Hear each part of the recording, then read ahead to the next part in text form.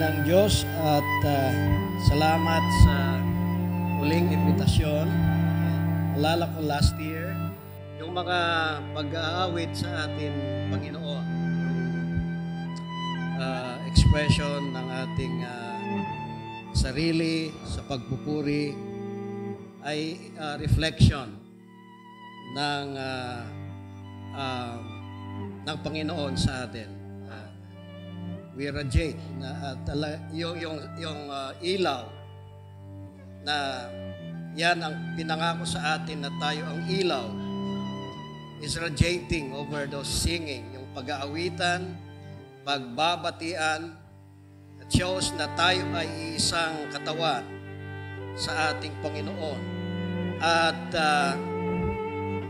kasama na yung pagpapahayag ng kanyang salita.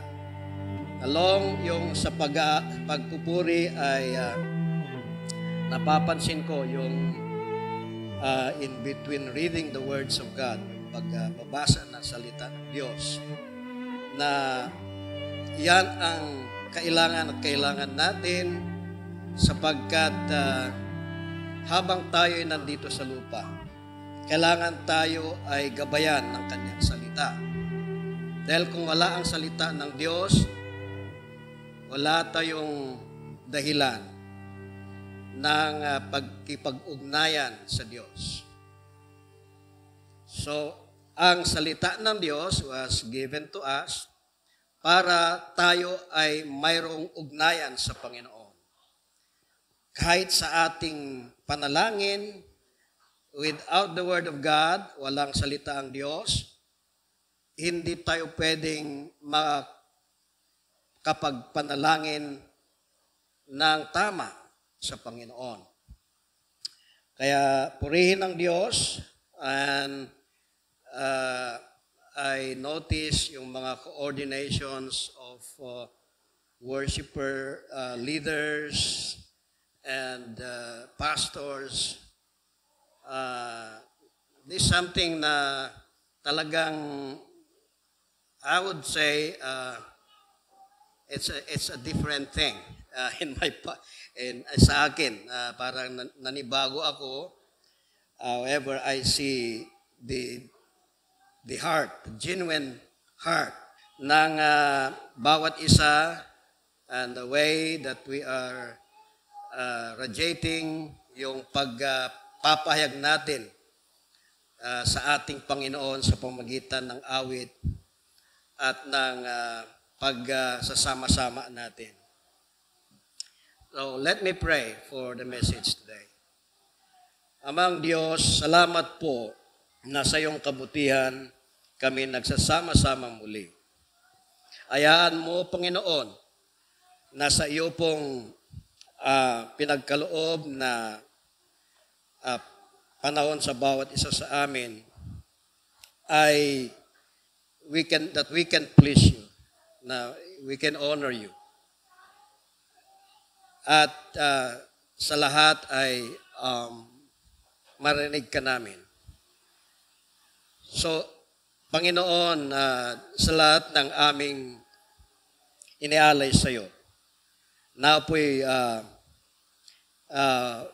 we can have this very moment, itong pagkakataon na ito, na marinig namin kayo ng maayos at tama.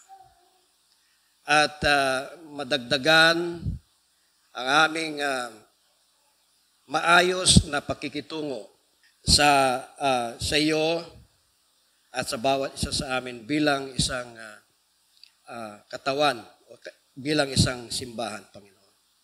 So we pray all this sa pangalan ng Panginoong Hesus. Amen. Mula nung dumating kami, kami naglakbay sa dami ng aming mga binaybay.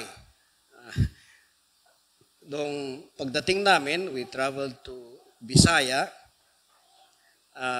and then pumunta kami ng Luzon, and then pabalik-balik from Baguio, dito sa Cavite, doon sa um, Nueva Vizcaya, kami ay pinagpala ng Panginoon na of all yung mga travel na yan, I mean, braggingly, parang nagmamalabis na akong magsabi, na pinagpala kami sapagkat iningatan kami ng Panginoon.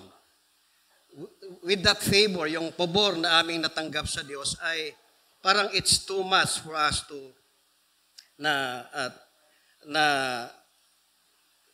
after sa aming mga pagkukulang.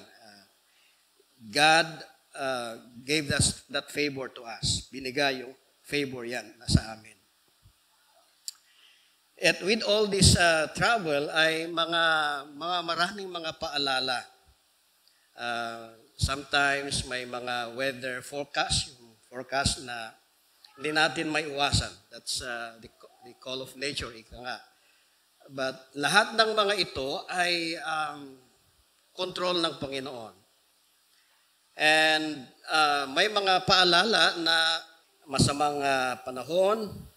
And because of that, one of our trip, sana, na we're hoping na makadalo ng isang kasal somewhere in Mindanao, ay hindi natuloy because of the weather sa paalala na yan. And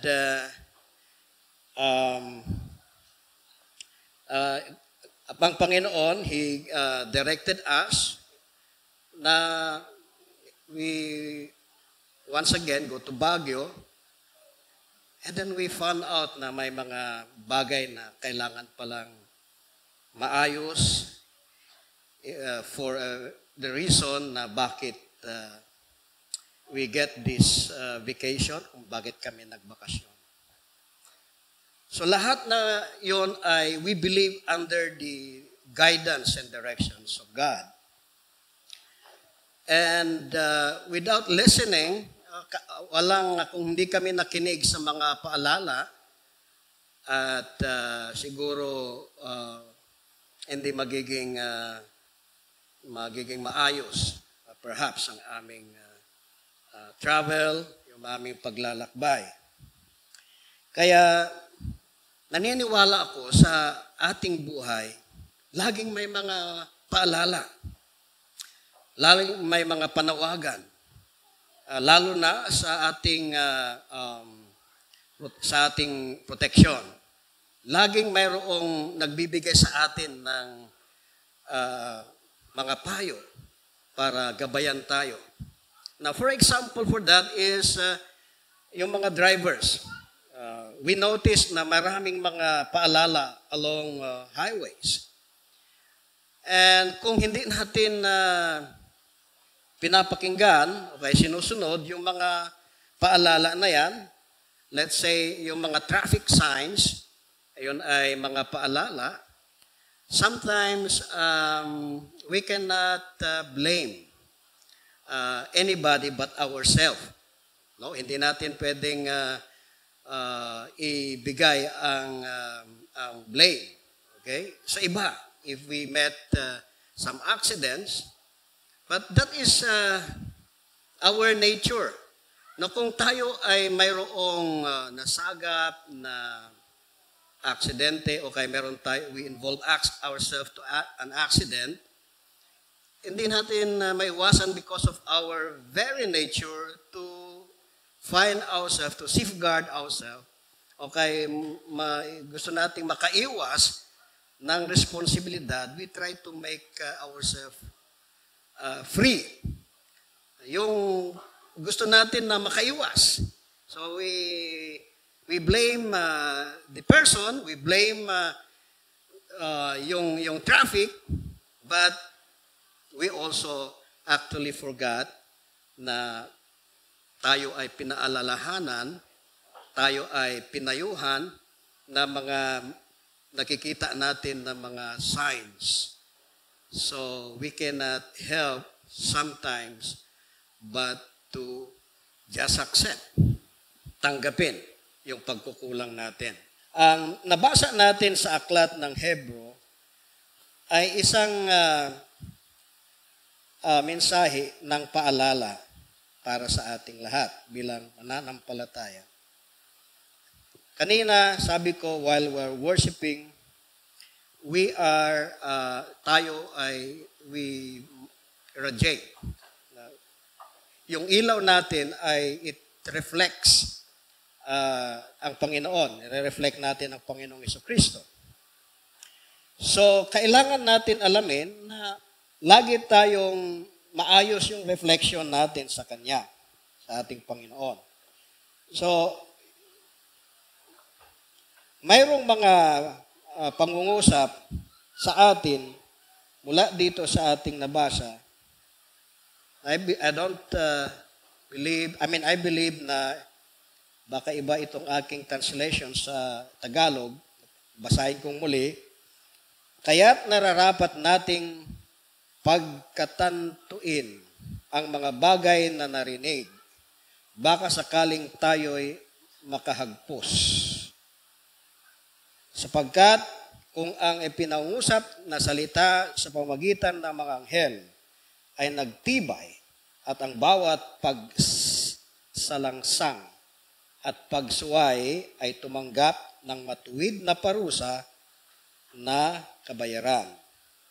Paanong makatatanan tayo kung ating pabayaan ang ganitong dakilang kaligtasan na pinangusap ng Panginoon noong una ay pinatunayan sa atin sa pamamagitan ng mga nakarinig na pawang sinasaksihan naman ng Diyos na kasama nila sa pamamagitan ng mga tanda at mga kababalaghan at ng saganang kapangyarihan at ng mga kaloob ng Espiritu Santo ayon sa kanilang sariling kalooban. May isang bagay, isang salita na nais kong bigyan linaw. Yung salita na sa English ay neglect, no?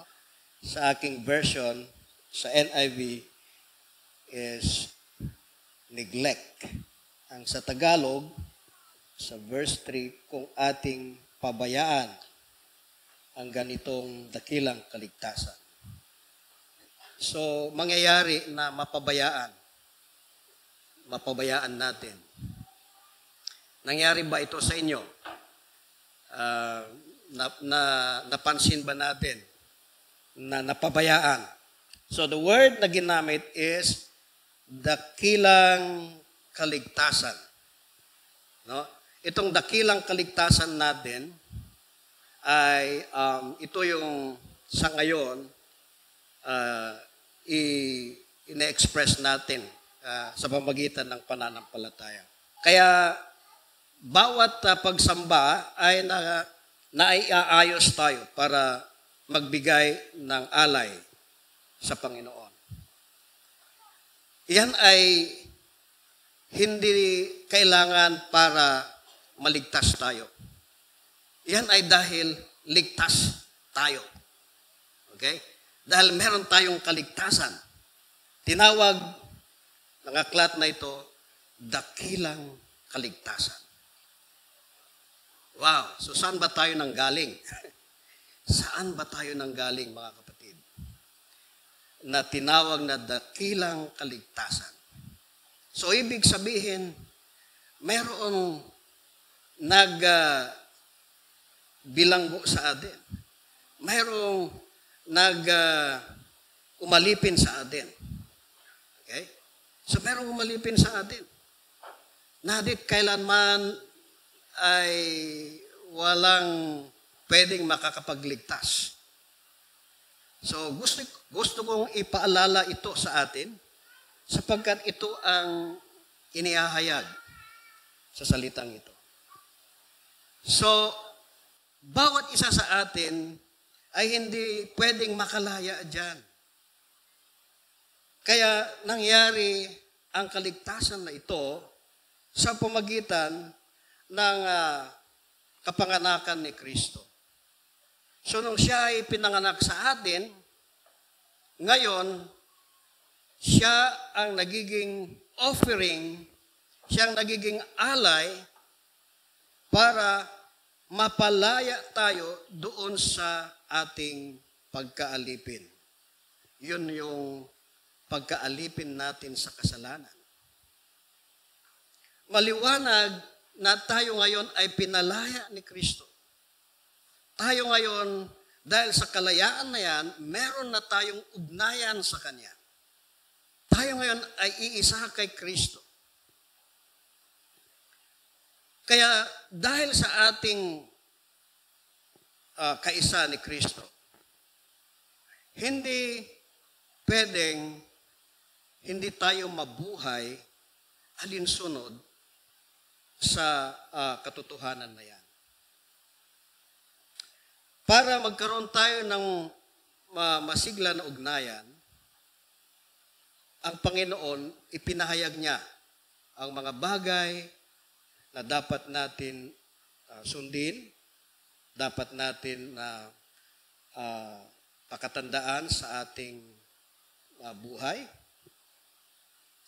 So, bawat linggo sa ating pagsasama-sama ay dahil sa meron tayong kaligtasan, dakilang kaligtasan. So dahil sa kaligtasan na yan, bawat isa sa atin ay mayroong unawaan doon sa salita ng Diyos sa pamamagitan ni Kristo.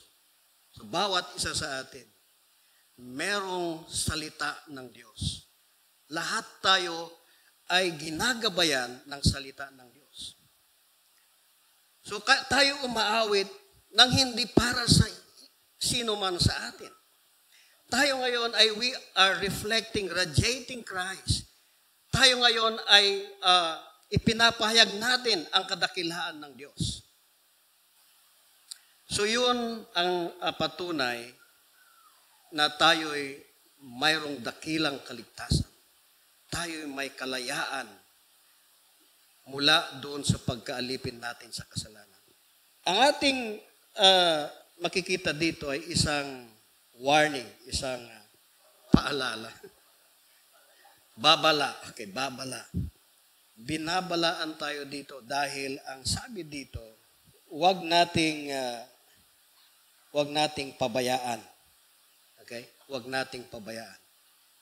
So, nangyayari ba na napapabayaan natin ang pagsasabuhay, pagpapahayag ng ating kaligtasan? Kasi kailangan natin, yun ang buhay natin, mga kapatid.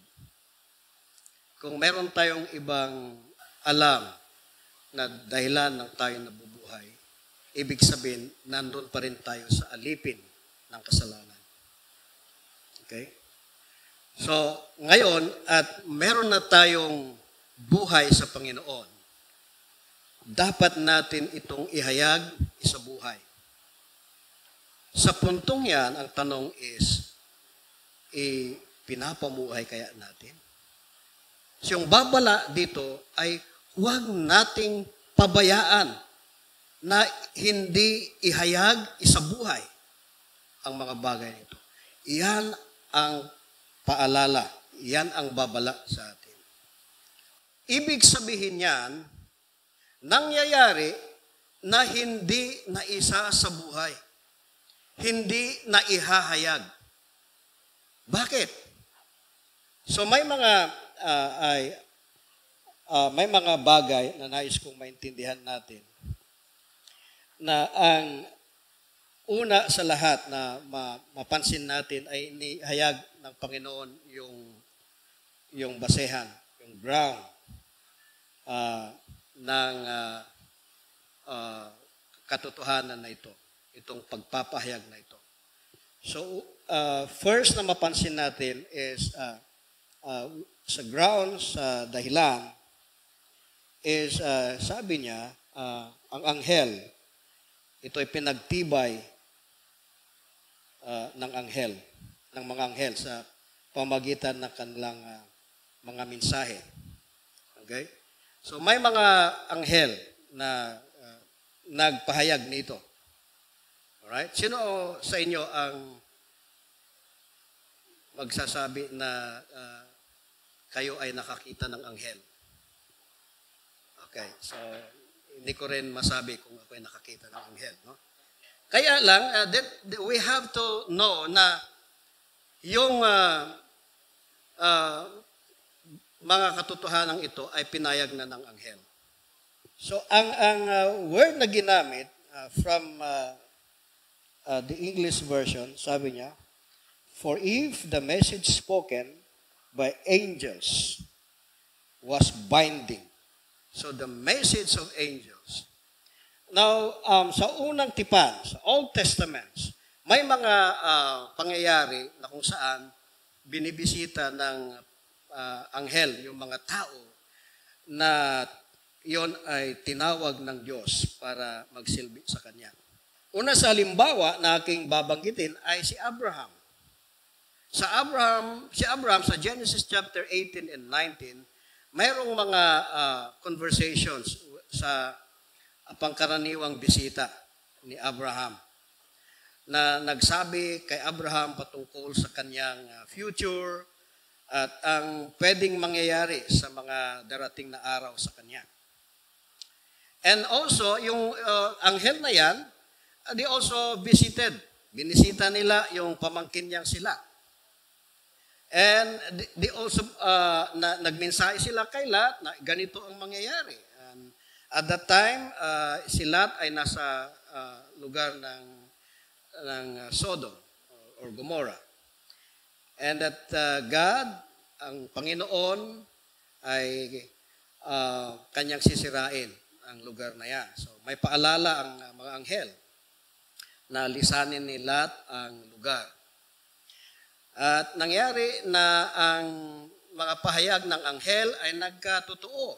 Yung instruction, paalala sa kanyang pamilya na lisanin at huwag lumingon. Subalit, alam natin ang kwento na lumingon ng asawa ni Abraham at naging isang statue ng asin. And then, we also have itong mga nababanggit ko na pangyayari, ay familiar sa atin. Yung donkey ni Balaam. Okay?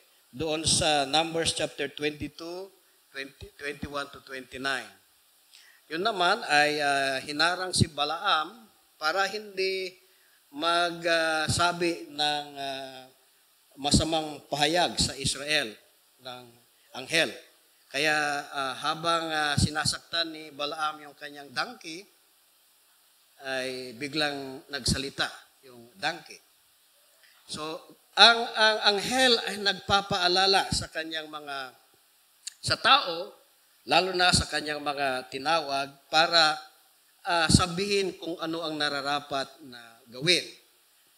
At sabi dito na kung ang pahayag ng anghel ay mayroong bawat pagsanggalang at pagsuway ay tumatanggap ng matuwid na parusa na kabayaran. Alright? So, take note. Mayroong parusa.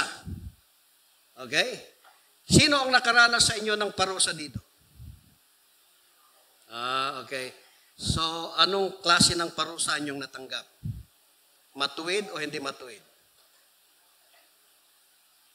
Malamang hindi ninyo masabi dahil baka hindi matuwid. Diba? So, unjust punishment ang tawag yan. No?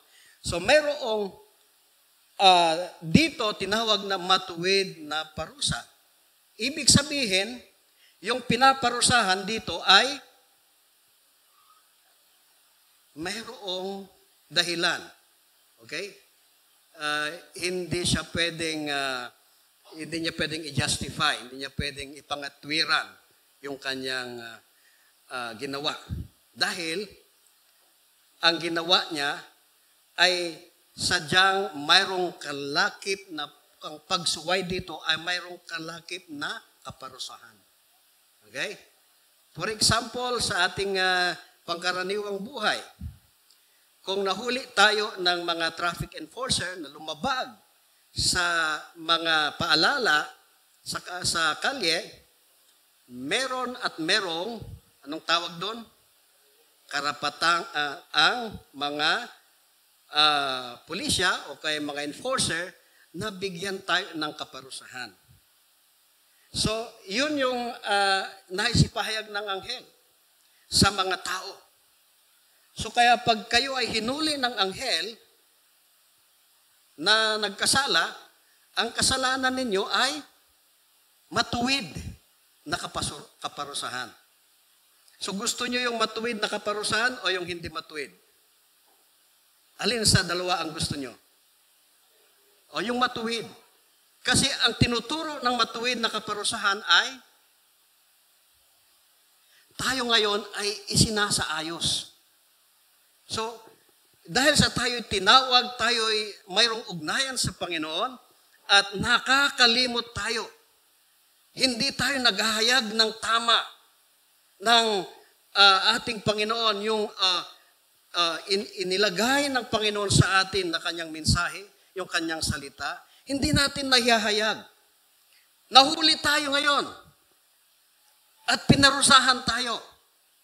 Anong gagawin natin? Magrebelde? Anong gagawin natin? Magrebelde? Hindi po. Anong gawin natin? Magpakumbaba at magpasalamat.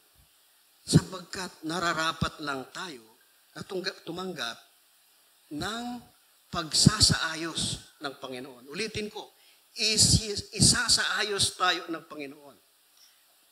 Gusto man natin o hindi. Kaya dumarating ang panahon na nagiging guilty tayo sa ating mga ginagawa. Okay?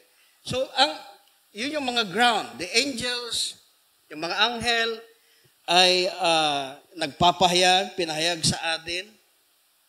And sa New Testament, we also have the mga anghel, kagaya ng bumisita kay Mary at Elizabeth, yung anghel doon sa tomb ni Jesus Christ. So, sila ay nagdadala ng mensahe ng hope. May mensahe ng kaparusahan, no? Retribution. May mga warnings na dinadala sa atin. Warnings para bigyan tayo ng paalala na hindi natin dapat na suwayin ang Panginoon.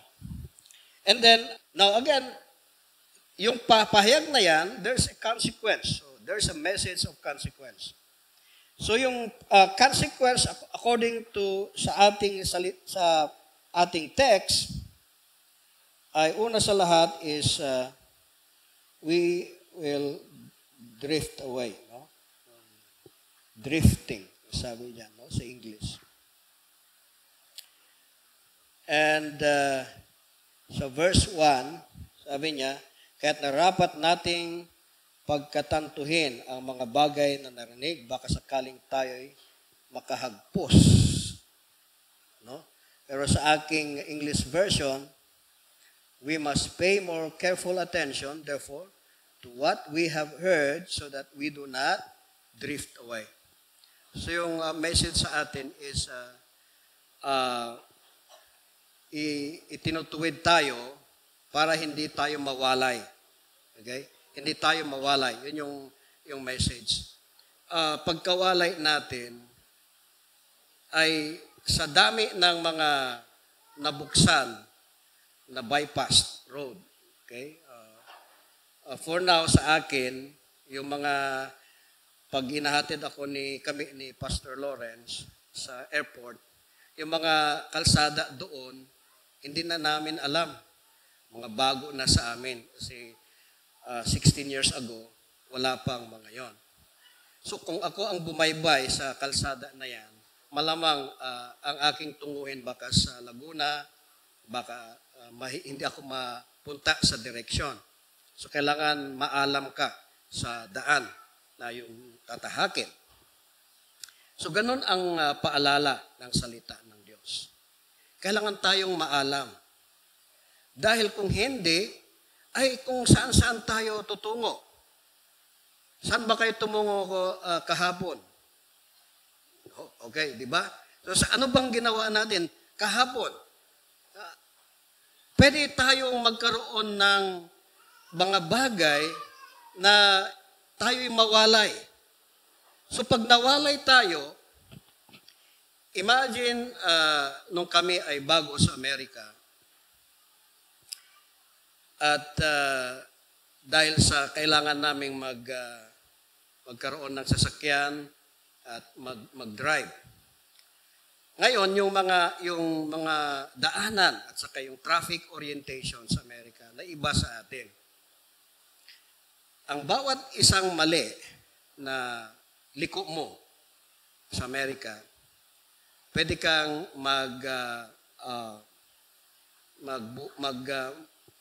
buhos ng 1 oras, 2 oras ng paghahanap mo kasi dahil sa babalik ka uli sa yung pinanggalingan, tapos tatahakin mo uli. Pag mali uli yung dinaanan mo, ganun na naman ang mangyari sa iyo. So yung delay na cause sa iyo ay pwedeng magdulot sa iyo ng maraming problema. Hindi ka makarating ng tama sa tamang oras sa iyong patutunguhan, magbigay ng alta presyon sa iyo dahil sa pwedeng natatakot ka na o kaya nagkakaroon ka ng mga yung nagagalit, okay? Tumataas yung presyon ng dugo mo. So maraming idudulot niyan sa atin. Okay? Kapag tayo nawalay. Kaya mga kapatid, hindi nyo ba napapansin na kapag hindi tama yung ginagawa nyo, madali tayo gumawa ng masama. Minsan madali tayo magalit kay mister. Minsan tayong magalit kay misis. O kay pinagbubuntungan natin yung mga anak natin. Dahil parang hindi natin hindi umuobra yung kaloob sa atin na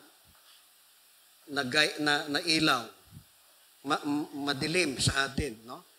So hindi natin nasusunod ng maayos ang pahayag, ang guidance ng Panginoon. Di ho ba minsan kahit tayo nagpupuri, kung meron tayong dala-dala na hindi tama, napapansin nyo ba na hindi maganda ang pagpuri natin sa Panginoon? Hanggat tayo'y lumuhod, hanggat tayo'y humingi ng kapatawaran. Hindi nyo ba napapansin na kahit sa mga pangkaraniwan na pag-iisip natin, pag hindi tayo'y nawalay, hindi magiging maayos ang ating mga pag-iisip.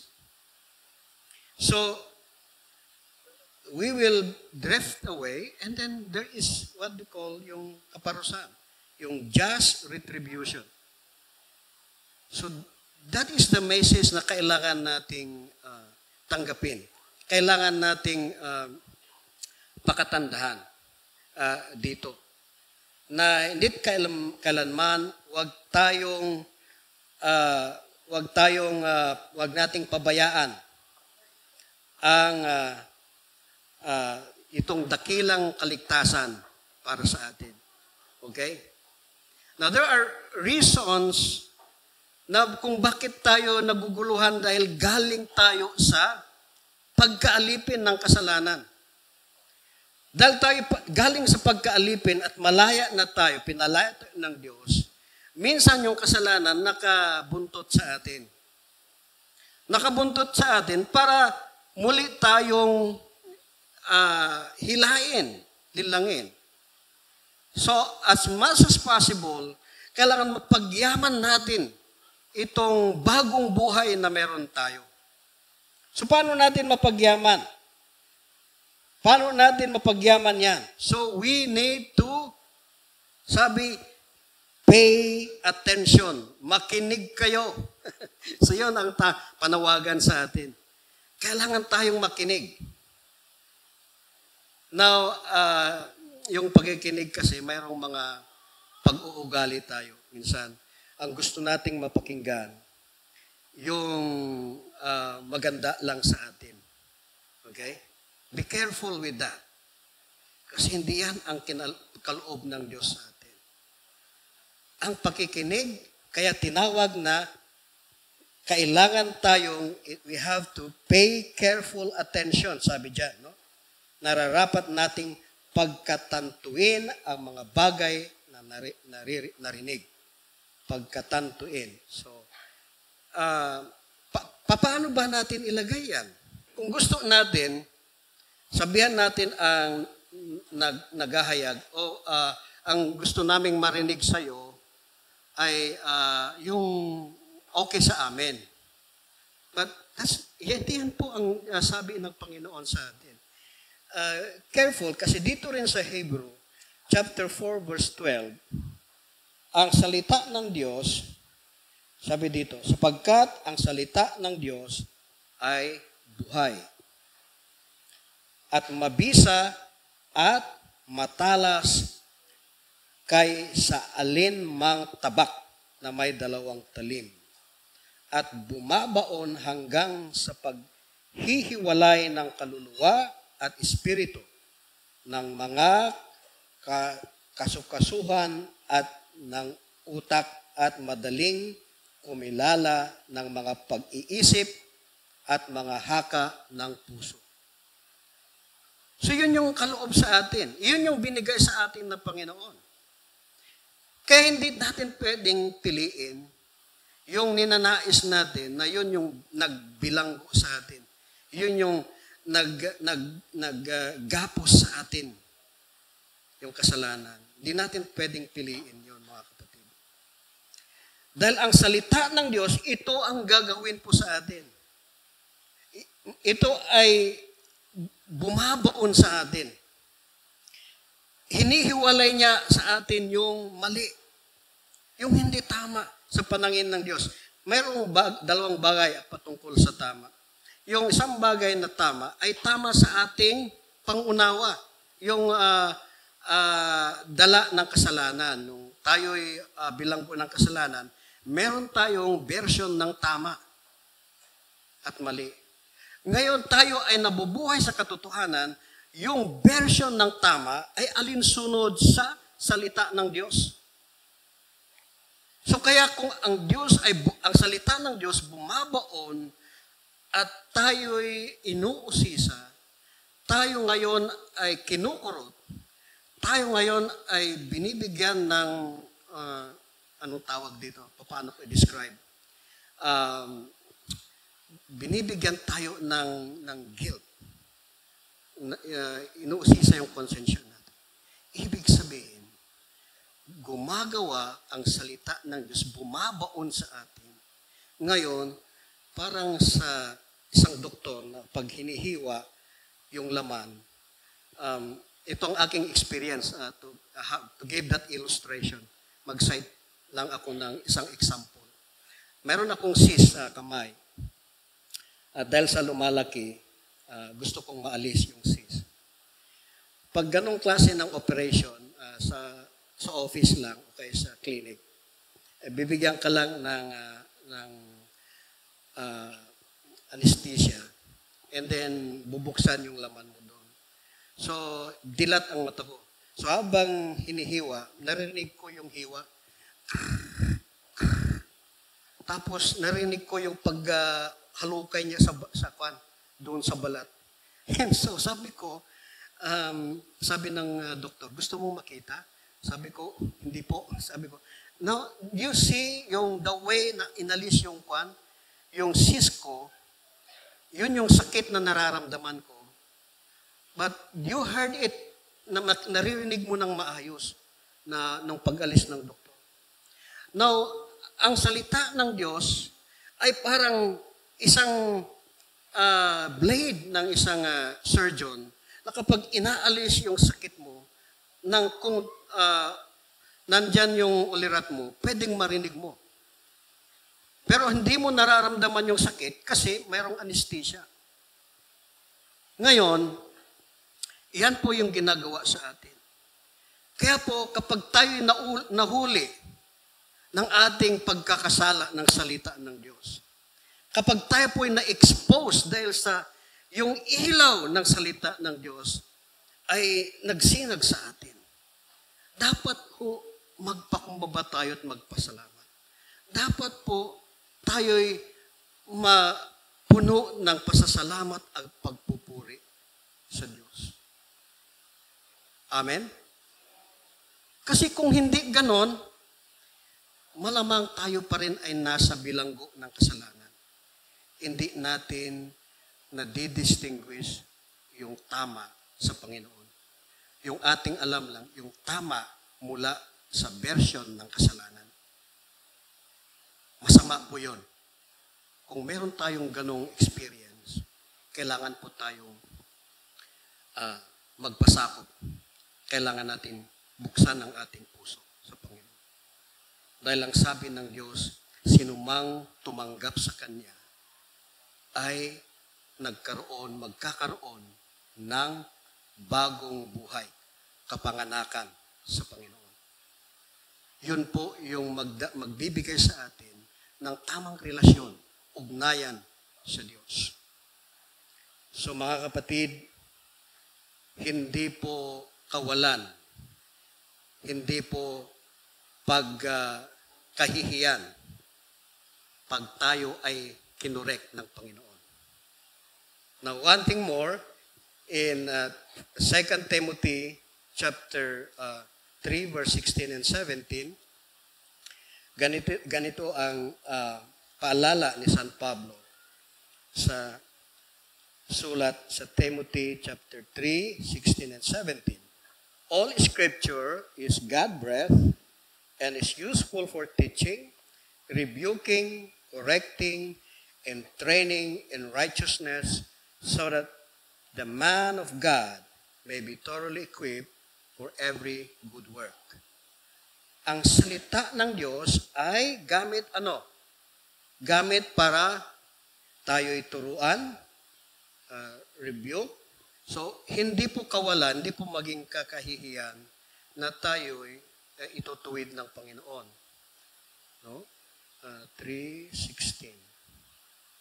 Ang lahat ng kasulatan ay kinasihan ng Diyos at kapaki-pakinabang sa pagtuturo ng katotohanan, sa pagsaway sa kamalian, sa pagtutuwid sa likong gawain, at sa pagsanay para sa matuwid na pamumuhay, verse 17, upang ang lingkod ng Diyos ay maging ganap at handa sa lahat ng mabubuting gawain. So yun yung salita ng Diyos, mga kapatid. Tuturuan tayo, itutuwid tayo, ngayon, pangaralan tayo para ihanda tayong lahat. Ang sabi dito, upang ang lingkod ng Diyos. Sino po ang lingkod ng Diyos, mga kapatid? Sino po ang mga lingkod ng Diyos? Tayo po na kung saan kinapalooban ng banal na Espiritu na meron tayong ugnayan sa Diyos sa pamagitan ng Kanyang anak. Hindi po lamang kung ang ibig sabihin ng lingkod, hindi po yung tumatayo dito sa harap o kaya nagmiminsay. Hindi po lang sila ang lingkod ng Diyos. Tayo po lahat ay lingkod ng Diyos. So ang salita ng Diyos ay tayo tinuturuan. Kaya pasalamat po tayo kung sinabi, mali yung ginawa mo. Dahil ikaw ay isang mahalaga sa mata ng Diyos. Kanya po, kung tayo ngayon ay tinuwid, tayo ngayon ay magpasalamat. Paano natin malalaman yan kung pinabayaan natin itong dakilang kaligtasan? Hindi natin binabasa, hindi natin naaral. Kung binasa man natin, hindi natin binigyan ng panahon para unawain kung ano ang sinasabi sa atin. Hindi po magiging maayos ang gawa ng salita ng Diyos sa atin pag hindi natin binigyan ng panahon para kilalanin, alamin, unawain, alinsunod sa pangunawa ng banal na Espiritu na siyang nagbigay ng inspirasyon sa lahat ng sumulat dito sa Biblia na ating dala-dala every Sunday. So, maayos ang pagbibigay sa atin ng paalala. Kailangan dahil ito, una, pinatunayan ng Diyos sa pagpapayag ng mga anghel. And then, aside from yung sa mga anghel, sabi niya, ay nagbigay ng mga gifts. Mga gifts sa bawat mga mananampalataya. So, nabigyan tayo ng mga gifts. Sino ang hindi nakatanggap ng gifts noong nakaraang Pasko? Meron ba sa inyo? Malamang meron. Dahil siguro, pwedeng nag-iisa lang. Pero huwag tayong malungkot. Sapagkat, meron pong kaloob ang Diyos sa atin na gifts. So, yan din po ang patunay na kung bakit ang itong great salvation, itong dakilang kaligtasan, ay nagbibigay sa atin ng isang buhay na kung saan kahit na darating sa atin ay mga sakuna, hindi natin pwedeng ipagpalit. Okay? Hindi natin pwedeng ipagpalit. So, maintindihan ko kung bakit sabi ni Joshua sa mga Israelita, sabi niya, as for me and my house, sabi niya, we will serve the Lord. Bakit niya sinabi niyon? Kasi yung mga Israelitas, na sidetrack na sila. Naakit na sila kung ano-ano. Okay? Nakalimutan nila yung great salvation sa kanila. Pero tumayo na nanindigan si Joshua at ang kanyang pamilya, siya at ang kanyang pamilya ay manatili sa Panginoon. Ganon po yung maidudulot niyan sa atin, mga kapatid. So, mabuti na kung saan ngayon, hindi na natin kailangan ng magdala ng ganito, no? Their use of yung mga cellphone ninyo, may mga tablet. It doesn't mean na kapag may tablet ka, mas malapit ka sa Panginoon. Mali o yun. So, I prefer to have yung Bible, no? So, okay. I think it is also mas maganda na kung saan kayo malapit sa isa't isa. Pwede kayong fellowship, no? Mag-fellowship. Pwedeng magkaroon ng time sa bawat isa. Huwag po nating isipin na, ay, ayaw ko si Maria o ayaw ko si Pedro kasi hindi kami bagay. Wala pong ganun sa Panginoon. Nung tayo po ay tinawag ng Panginoon, hindi tayo bagay sa Kanya. Totoo lang.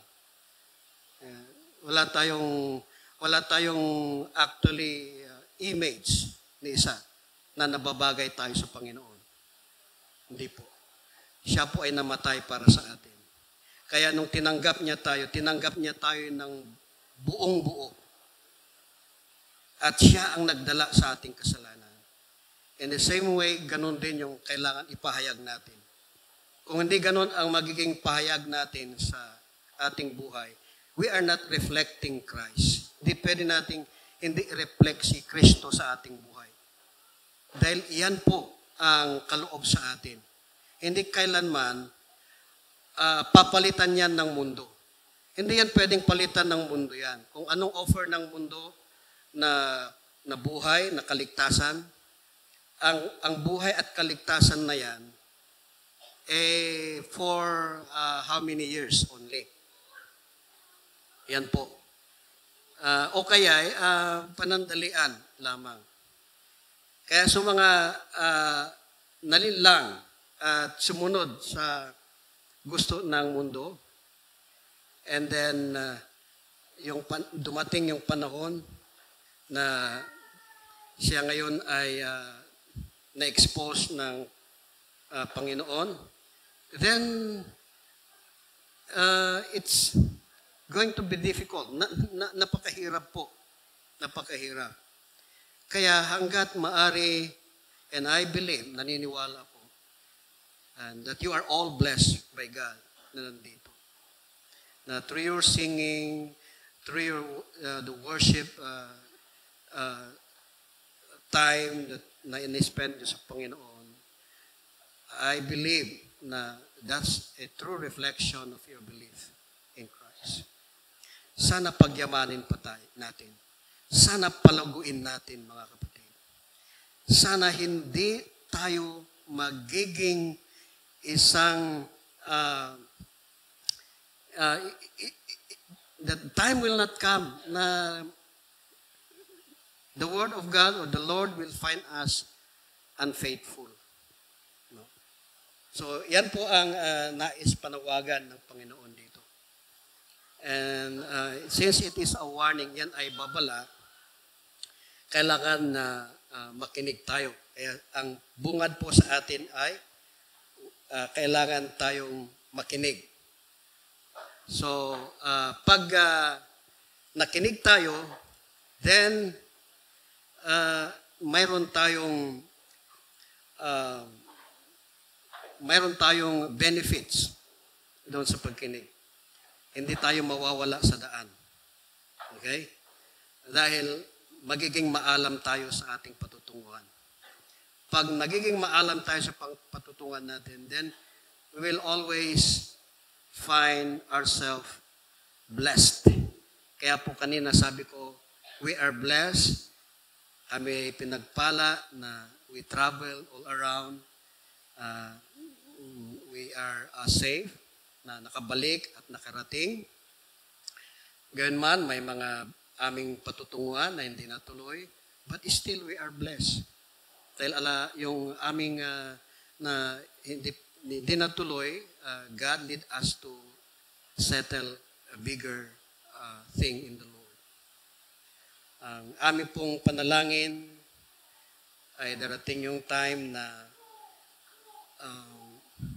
we will work together, tayo mag-isa sa ating, again, looking forward na makabalik sa Pilipinas. Although, ang aking focus ay sa Northern Luzon. And that is a very encouraging thing na ginawa ng Panginoon. So, purihin ng Diyos.